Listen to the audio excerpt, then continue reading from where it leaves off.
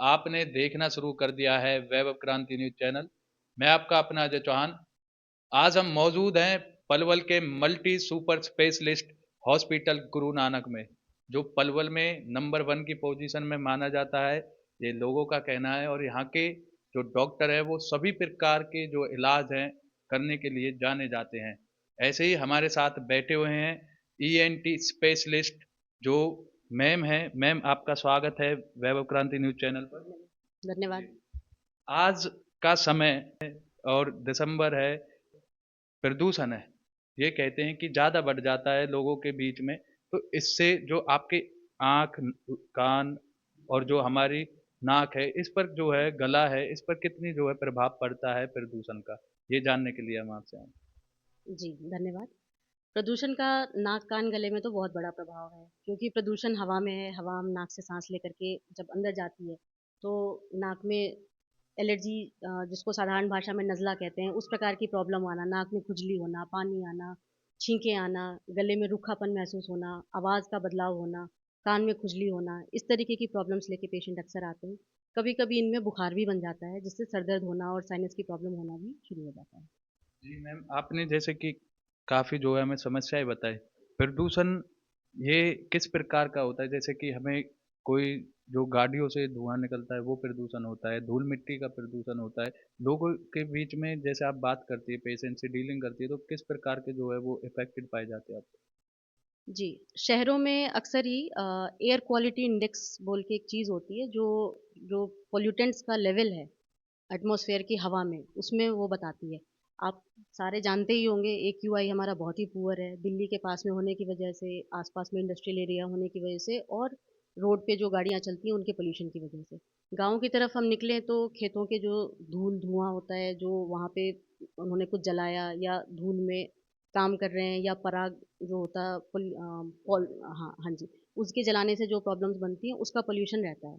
तो इन सारी चीज़ों को मिला करके ही एक्यूआई बनता है, और वो पलवल का तो काफ़ी पुअर है ना? दिल्ली के पास में होने की वजह से भी और आसपास के इंडस्ट्रियल एरिया होने की वजह से भी। ये चीज़ें हम चेंज नहीं कर सकते हैं, बट इसका जो बॉडी पे साइड इफ़ेक्ट्स होता है उसको हम कम कर सकते हैं, अपने लाइफ़स्टाइल को चेंज करके, अपनी आदतों में बदलाव करके।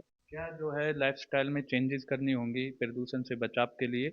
और जो ये परेशानियाँ ना हो, ये कैसे जो है पेशेंट के लिए जो है आप बताएँगे कि ऐसे कम कर सकते हैं? जी।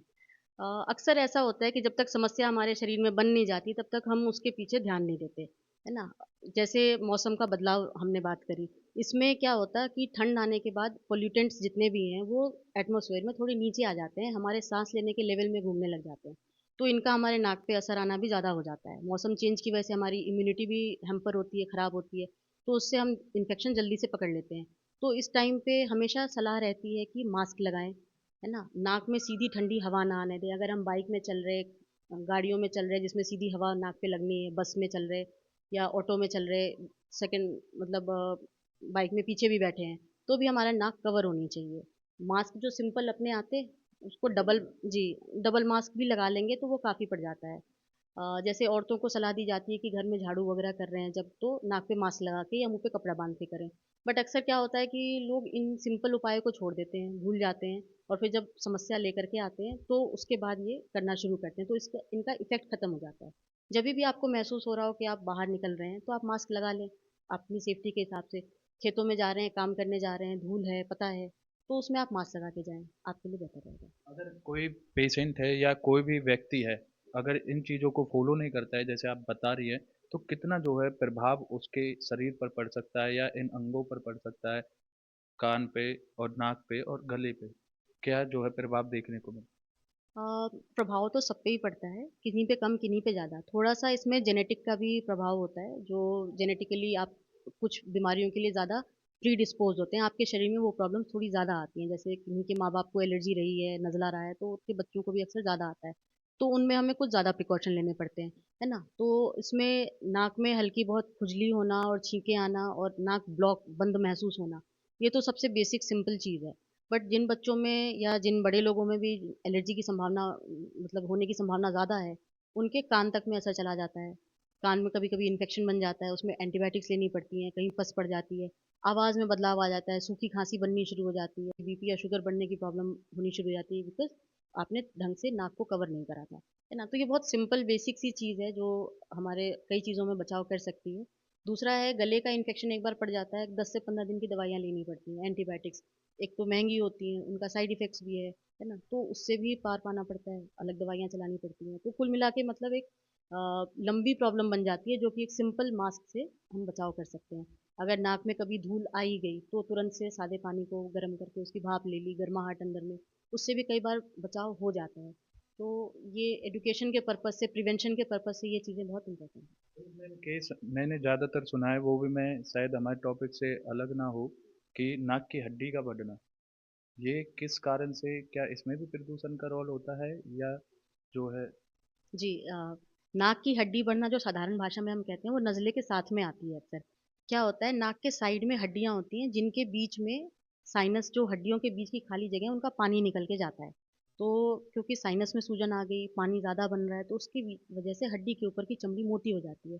साधारण भाषा में उसी को हम हड्डी बढ़ना कहते हैं। नाक में अगर आप शीशे में भी देखोगे तो वो चमकती सी दिखती है कि साइज़ बढ़ के नाक को ब्लॉक कर रही है।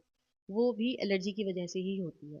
कभी-कभी एलर्जी जब ज़्यादा बन जाती है तो उसमें इन्फेक्शन पकड़ता है, तो एक अलग समस्या बनती है। बट ज़्यादातर हमारे आसपास के एरिया में 70-80% केसेज़ एलर्जी की वजह से ही हड्डी बढ़ जाती है। धन्यवाद मैम, हमारे दर्शकों को इतनी सारी जानकारी देने के लिए और उन्हें सलाह भी देने के लिए कि आप अगर अपने घर का काम कर रहे हैं या अपने खेतों पर जा रहे हैं तो धूल मिट्टी से बचाव के लिए अपने जो सर्जन मास्क है इसको आप धो लगाकर निकल सकते हैं। वरना आपको पता ही है कि बीमारी का आना काफ़ी जो है मुश्किल नहीं है शरीर में। तो मैम गुरु नानक हॉस्पिटल में आपको मिलेंगी, अगर किसी को भी कभी भी कोई जो है दिक्कत हो और बीमारी की, आप देख सकते हैं किस चीज़ की जो है इलाज आप देख रहे, ईएनटी ओपीडी एंड सर्जन, ये मैम है। ईयर नाक जो है हम हिंदी में नाक बोल लें, कान बोल लें, और थ्रोट यानी कि गला बोल लें, इन सभी की अगर आपको किसी भी प्रकार की दिक्कत आए तो आप गुरु नानक हॉस्पिटल में आ सकते। 10 से कितने बजे जो है आपका समय रहेगा? 10 से 2 का टाइमिंग रहता है और 2 के बाद सर्जरी वगैरह रहती है तो हम ऑपरेशन वगैरह देते हैं।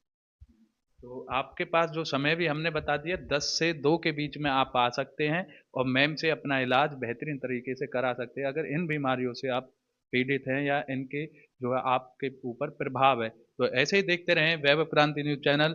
हम थे गुरु नानक हॉस्पिटल में, और हमारे चैनल को आप ज़्यादा से ज़्यादा लाइक करें, कमेंट करें, क्योंकि हम आपके लिए चंडीगढ़, पंचकुला, दिल्ली, फरीदाबाद, बल्लभगढ़ और गुरुग्राम से भी जो है लाइव रिपोर्टिंग कर कर दिखा रहे हैं, और पलवल होडल हतीन से भी पल पल की अपडेट आपको लाते रहते हैं। तो देखते रहें वैभव क्रांति न्यूज़ चैनल।